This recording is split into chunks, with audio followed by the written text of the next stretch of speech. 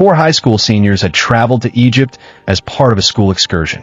What began as a normal educational trip would soon become the most terrifying experience of their lives. While exploring one of the pyramids, they stumbled upon a hidden passage buried deep beneath the sands.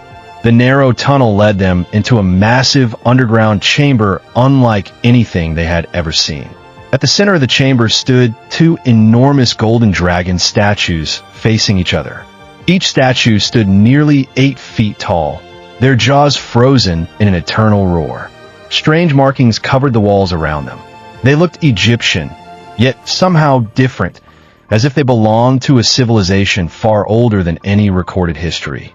The four friends stared in awe. Jason, the group's joker, was the first to break the silence. Okay, this definitely wasn't on the tour guide's map. Steve, the natural leader of the group, ignored the joke and stepped forward. His eyes scanned the room carefully. Nobody touched anything, but it was already too late. Blake, whose curiosity often got him into trouble, was already examining one of the dragon statues. He noticed a strange gem embedded in the dragon's left eye. I wonder what this does. Before anyone could stop him, Blake pressed his thumb against it. The chamber exploded with blue light.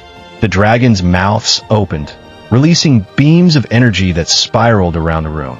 The air twisted violently. The walls stretched and bent, as if reality itself was tearing apart. Susan, who usually remained calm, no matter what happened, looked genuinely frightened for the first time. What did you just do? The ground vanished beneath them. Everything went black.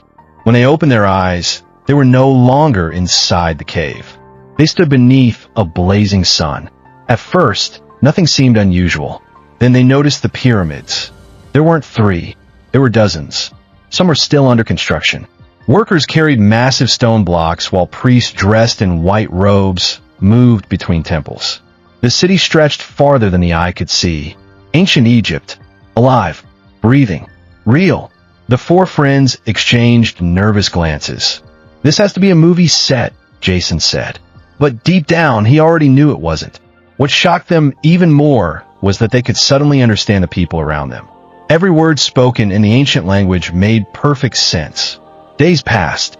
The group explored cautiously, gathering information while trying to understand what had happened. Then they discovered something far worse. They were aging. Fast.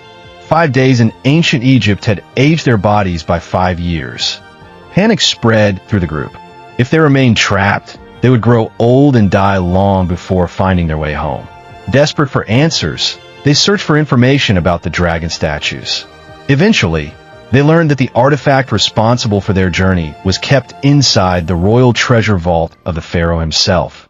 The only way home was locked behind most heavily guarded doors in Egypt. After countless arguments and failed ideas, Steve finally formed a plan. They would enter the palace disguised as servants. Life inside the palace was dangerous. But for Jason, it became something else entirely. One afternoon, while delivering supplies, he met a young woman named Betrayal. She possessed a beauty that seemed impossible to ignore. Her smile could brighten even the darkest room, and her laughter made Jason forget, if only for a moment, that he was trapped centuries away from home.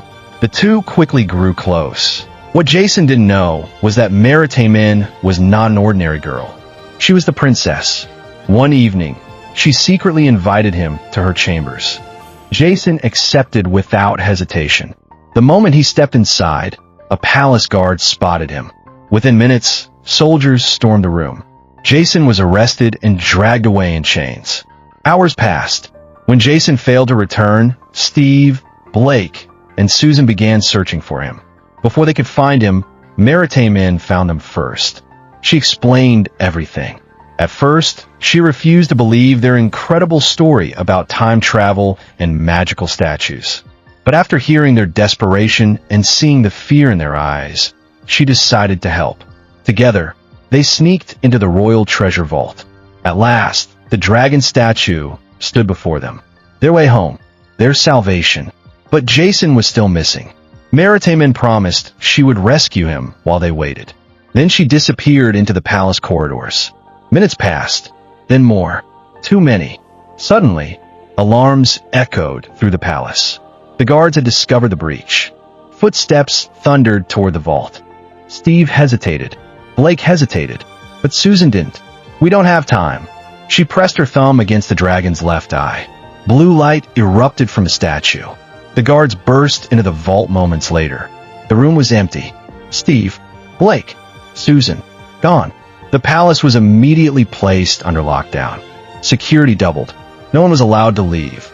Hours later, Maritime men finally succeeded in freeing Jason. But when he reached the treasure vault, it was empty. His friends were gone. The statue was gone. And the only person left behind was him, standing alone in a world thousands of years away from home. Jason clenched his fists. As anger replaced hope, a dangerous thought entered his mind. They left me, and one day, they would pay for it. Like, subscribe, and follow for more juicy content.